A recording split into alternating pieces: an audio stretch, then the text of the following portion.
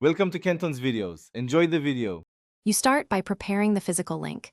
Confirm your phone supports USB OTG or has a compatible adapter. This is why you need the right adapter. Plug the RJ45 cable into the router LAN port, then into the Ethernet adapter. Once done, connect the adapter to your phone's charging/data port. Make sure any phone case doesn't block the adapter. If the phone prompts for accessory permission, accept it so the device can negotiate network settings automatically.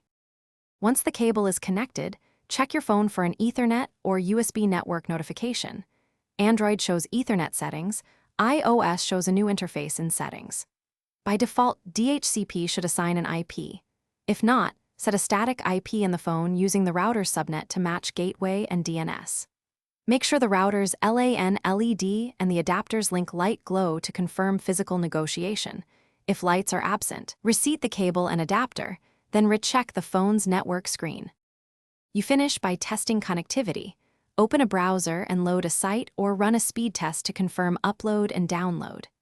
To ensure traffic uses the wired link, disable Wi-Fi so the phone routes through Ethernet. This also reveals stability under load.